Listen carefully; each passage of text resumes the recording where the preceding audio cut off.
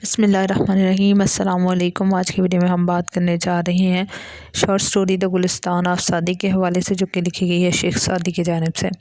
इसके अंदर हम देखेंगे इसकी आज टेक्स्ट की ट्रांसलेशन को, लाइन बाय लाइन उसका एनालिसिस आपको बताते जाएंगे, और फिर उसके बाद जो नेक्स्ट वीडियो होगी उसके अंदर हम बात करेंगे इसकी एक्सरसाइज के हवाले से, जिसे हम इसके शॉर्ट क्वेश्चंस, एमसीक्यूज़ और सिनोनिम्स को डिस्कस करेंगे। तो शुरू करते हैं हम इसके टेक्स्ट के हवाले से, लेकिन उससे पहले अगर आपने चैनल को सब्सक्राइब नहीं किया तो उसको सब्सक्राइब कर लें और वीडियो को लाइक भी कर लें। चलते हैं हम अपने वीडियो की जानिब, जिसमें हम इसके टेक्स्ट को डिस्कस करने जा रहे हैं। Sheikh Saadi was a great story teller, एक अजीम दास्तान गो थे Sheikh Saadi. He speaks to all nations, उनका मुखातिब तमाम कौमें थी। यानी कि अब ये हम कह सकते हैं कि उनका जो वर्क था वो यूनिवर्सल था। यूनिवर्सल वर्क कौन होता है? सो होता है जिसमें हम तमाम एजेस, तमाम एरियाज़, तमाम जो होते हैं टाइम स्पेन होता है उसमें बात करते हैं। यानी कि वो किसी एक ख़ास कौम, किसी ख़ास मज़हब, किसी ख़ास टाइम पीरियड के लिए नहीं होता, बल्कि वो तमाम एरियाज़ के ऊपर स्पेन करता है। फॉर एग्ज़ाम्पल, अगर मैं आज वो वर्क लिख रहा है कोई बंदा, तो वो 10 साल या 20 साल या एक सदी बाद आने वाले लोगों के लिए भी रिलेटेबल होगा। अगर यहाँ पाकिस्तान में या कहीं अमेरिका में बैठ के वो लिख रहे हैं, तो पूरी ये नहीं सिर्फ वो अमेरिका और पाकिस्तान से रिलेटेड होगा, नहीं, वो पूरी दुनिया के साथ रिलेट करेगा। तो ऐसा वर्क यूनिवर्सल वर्क होता है। इसमें ज़्यादातर वर्क वो होता है जो इंसान के इमोशंस, उनके आइडियाज़, उनकी फीलिंग्स, उनकी हैपनिंग्स के ऊपर डिपेंड करते हैं। क्योंकि हर इंसान जो दुनिया के किसी भी हिस्से में हो, किसी भी मज़हब से, उसके इमोशंस कभी नहीं बदलते। जैसे बेकन ने अपने एसेस को लिखा, फ्रांसिस बेकन ने, तो वो भी इसके एसेस यूनिवर्सल हैं, ऑफ फ्रेंडशिप, ऑफ ट्रूथ, वो सारी जो है वो हमें यूनिवर्सल अप्रोच फ्राहम करते हैं कि हम उनके ज़रिए से जो है वो तमाम लोग गाइडेंस लेते हैं और वो सबके बारे में सच है। उसी तरह हम कहते हैं कि he speaks to all nations, उनके वो मुखातिब करते हैं अक़वाम आलम को। एंड इज़ परपेचुअली मॉडर्न, और वो बिल्कुल उनका जो कलाम है वो हमदन ताज़ा है, जिसका मतलब ये है कि आज के लोग भी उससे रिलेट कर सकते हैं। सैड एमरसन कैसा कहना है, he thought of the Gulistan as one of the bibles of the world, वो उसको एक मुक़द्दस किताब समझता है, किसको? गुलिस्तान सादी को। For he found it the universality of moral law, वो इसको एक साब्ता अखलाक की हमगीरियत तस्वर करता है कि जो इंसान का अखलाक होना चाहिए, जो उसकी मॉरल वैल्यूज़ होनी चाहिए, वो बिल्कुल तमाम वो चीज़ें, तमाम वो प्रॉस्पेक्टिव, तमाम वो लाइनें हमें बताई हैं किसने? गुलिस्तान सादी ने। इसलिए वो कहते हैं कि इलाकी ज़ाब्ता हयात के हवाले से अगर हम बात करें तो तमाम दुनिया के लोगों के लिए ये एक मुक़द्दस किताब साबित हो सकती है, जो उनको ये बताए कि ज़िंदगी गुजारने के इखलाकी तरीक़ा है, तर्ज़ ज़िंदगी क्या है। The Gulistan translated in Latin and English became love for people, और फिर वो कहते हैं गुलिस्तान सादी के जो मुतरजम किए गए लातीनी और इंग्लिश ज़ुबान में, उसको भी लोगों ने पसंद किया। It is interesting to note that English scholars use Saadi's translated parables, कहते हैं कि ये बात भी बहुत दिलचस्प है कि जो इंग्लिश राइटर्स हैं उन्होंने उसके पैराबल्स को यूज़ किया, जो कि ट्रांसलेट किए गए थे इन देयर डिवाइन बुक्स, अपनी किताबों के अंदर। It is discovered to be an English translation of Latin version of Persian origin, तो उन्होंने चूँकि अपनी गुलिस्तान सादी जो है वो अपनी लैंग्वेज, अपनी नेटिव लैंग्वेज पर्शियन यानी कि फ़ारसी में लिखी थी, तो उससे उन्होंने उनको ट्रांसलेट किया और अपने वर्क्स के अंदर इंग्लिश राइटर्स ने उसको यूज़ भी किया। Edwin Arnold has aptly described Gulistan in culinary terms as an intellectual pillow, a literary curry, a kebab of a versatile genius. तो क्या कहते हैं उनके बारे में? वो कहते हैं कि एक धना का पुलाव है, एक अदबी शोरबा है, एक हमगीर किस्म का कबाब है, क्या? उसका वर्क गुलिस्तान सादी। तो बड़े अच्छे तरीके से उन्होंने जो है वो इनकी तारीफ़ की है गुलिस्तान सादी की। The readers are show to enjoy these parables as food for thought, तो कहते हैं कि जो आगे हम पढ़ने जा रहे हैं उनके पैराबल्स, उन वो ऑफ़ कोर्स फ्राहम करेंगे रीडर्स को, आप लोगों को एक अच्छी चीज़, और आप उसको एंजॉय करेंगे और कुछ ना कुछ उनसे लर्न भी करेंगे। सो नेक्स्ट है जी शेख सादी का। अब ये पैराबल जिसको इंग्लिश में ट्रांसलेट किया गया है पर्शियन से, उसके हवाले से बात करेंगे हम। Once king and a Persian slave were sailing in the same boat, कहते हैं एक दफ़ा का जिक्र है कि एक बादशाह और एक ईरानी जो ग़ुलाम है वो एक ही कश्ती में सफ़र कर रहे थे। The slave had never been at sea, और जो ग़ुलाम है उसने कभी भी समंदर में सफ़र पहले नहीं किया था। एंड एक्सपीरियंस्ड एनी कैलामिटी, और ना ही उसके किसी मुसीबत का कभी सामना करना पड़ा था।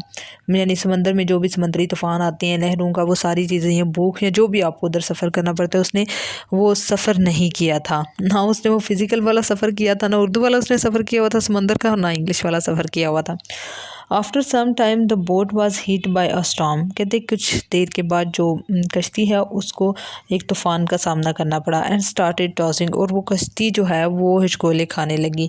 It was very inconvenient for the passengers, और ये ज़ाहिर है एक बाइस इज़्तिराब, एक बहुत ही परेशान कुन चीज़ थी मुसाफिरों के लिए।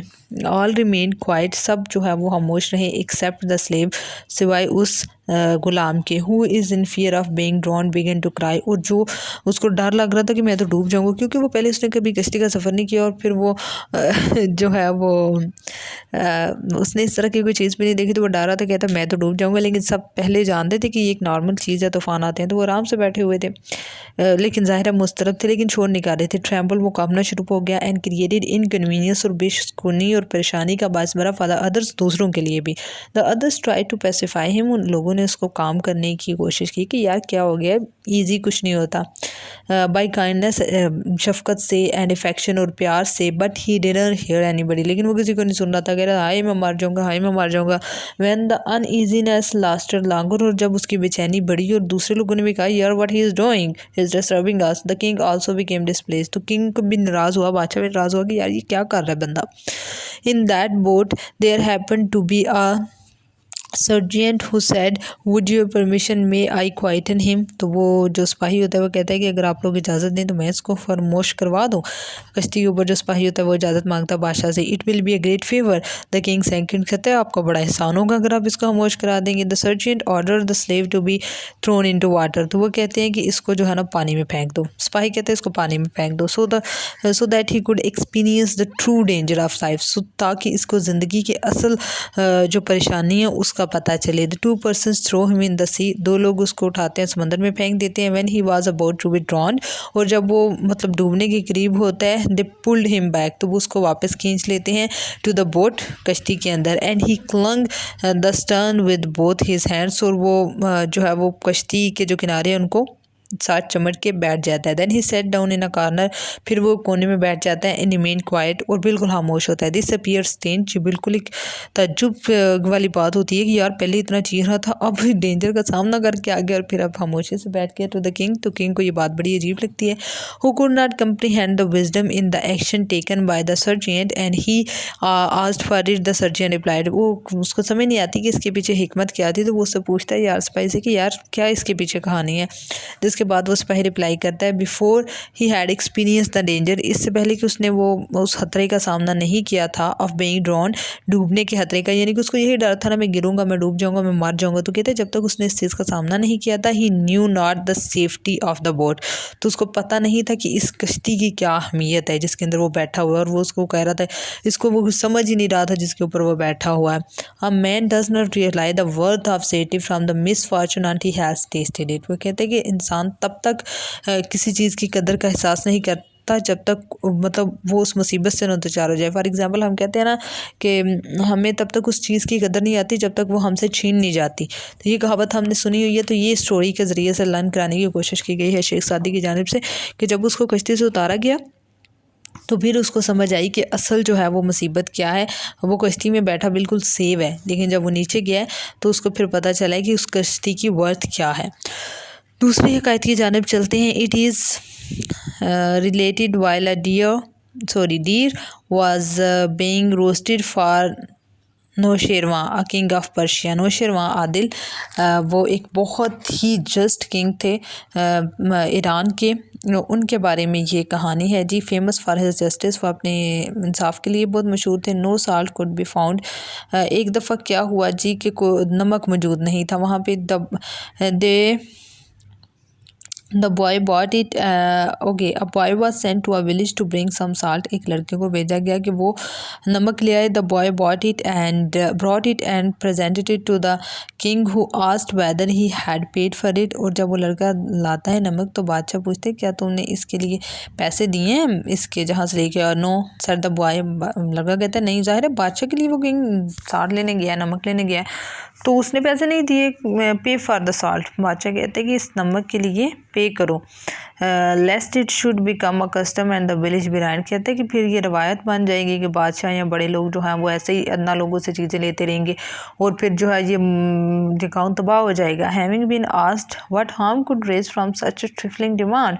और कहते हैं कि एक छोटी सी अदना सी चीज़ तलब की है, नमक है, उससे क्या नुकसान होगा। The foundation of operation was small in the world said the king. तो वो किंग कहता है कि दुनिया में जुल्म की जो इब्तदा होती है वो मामूली से छोटी सी चीज़ से ही होती है। हाउएवर इन लास्ट डेट फिर उसमें इजाफा किया जाता है, so that it reach its present magnitude in is at fault. फिर वो कहते हैं कि क्या होता है कि जो फिर वो बड़े हुजन पे पहुंच जाती है, बहुत बड़ा लोग जुल्म करते हैं और उसमें भी कोई मतलब उसको कसूरवार नहीं समझा जाता। If the king Yeats one Apple from the garden of a subject, वो कहते हैं कि अगर एक बादशाह किसी भी रियाया के किसी भी कौम के एक बंदे के एक बाग से एक सेब भी खाता है, he slaves will pull him up the tree from the roots. तो वो कहते हैं कि जो उसके नौकर चाकर होंगे, जो उसके वज़ीर होंगे, वो पूरा उसका उखाड़ के रख देंगे, बाग ही उखाड़ के रख देंगे उस आम इंसान का। For 5 eggs which the king allows to be taken by force. कहते हैं कि वो 5 अंडे जो किंग कहता है कि फोर्स से, ताकत से छीन के ले आओ। The people belonging to his army will put 1000 fowls on the spit. तो वो कहते हैं कि वो उस और अगर जो उसके मतलब गुलाम होंगे वो क्या करेंगे कि वो उसकी मुर्गियों को सीखों पे चढ़ा देंगे, ये सूरत हाल करेंगे। A tyrant doesn't remain in the world. कहते हैं कि कोई भी जो जाबिर है वो नहीं रह सकता इस दुनिया में।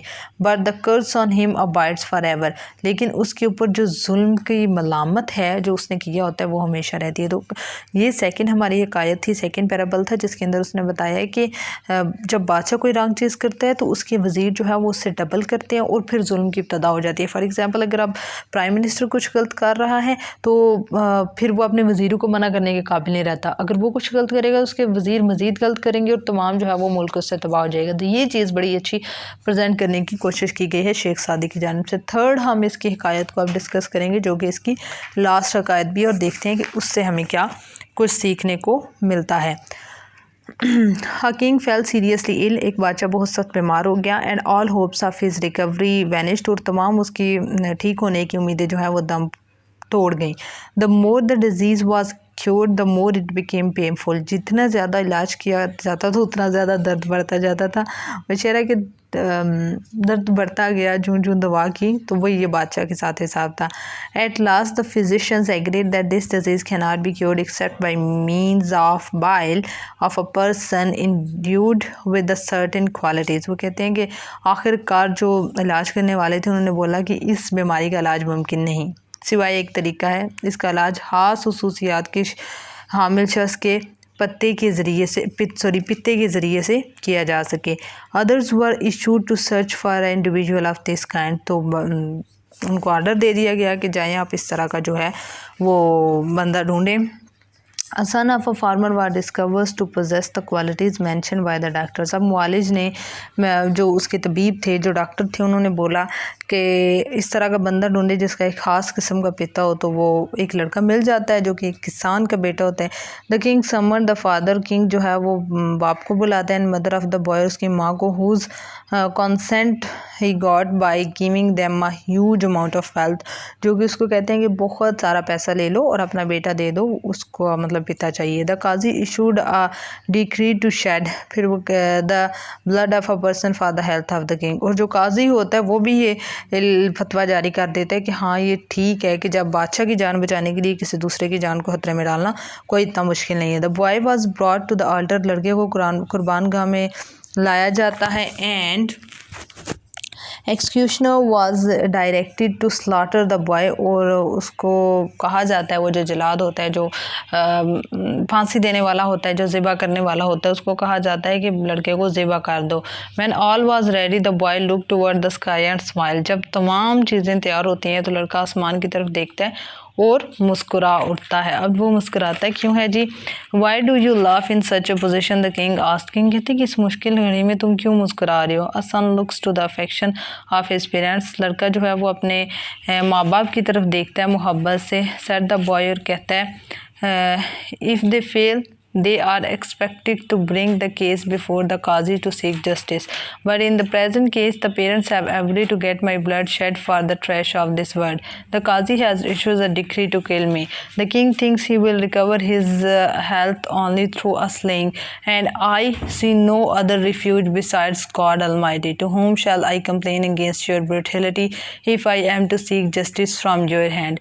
वो कहता है कि जो है वो मैं क्या तवक्को करूँ, मैं क्या कहूँ, काजी जो है उससे इंसाफ मैं चाहता हूँ, लेकिन काजी क्या कहता है जी कि ठीक है आप इसको कुर्बान कर दें। उसने ये फतवा, उसने ये हुक्म दे दिया। मेरे बाप बाप ने पैसों के बदले में जो है वो बोला है ठीक है आप मेरे बेटे को ले लें। मैं एक फिर किसके पास जाऊँ? अब मैं किंग के पास जाना, जाहिर है एक बंदा जिसके साथ ये जुल्म हो रहा है वो किंग के पास जाएगा, लेकिन यहाँ तो अलमिया ये है कि किंग ही की सेहत के लिए मुझे कुर्बान किया जा रहा है। तो अब मैं क्या कर सकता हूँ सिवाय ये कि मैं उस लॉर्ड, वो जो अलमाइटी है अल्लाह, उसके सामने अपनी फरियाद रखूँ कि मैं किससे शिकायत करूँ? अब मैं उससे शिकायत करूँगा इस जुल्म की, इस बर्बरियत की जो मेरे साथ हो रहा है, क्योंकि किंग से मैं इंसाफ चाहता हूँ और किंग खुद जो है वो मुझे साथ नाइंसाफ़ी कर रहा है। The king felt disturbed and on hearing these words he could not control his tears are said. वो परेशान हो जाता है बादशाह और वो अपने आंसू पे काबू नहीं रख पाता और वो कहता है it is better for me to die than to shed the blood of an innocent boy. वो कहते हैं मेरे लिए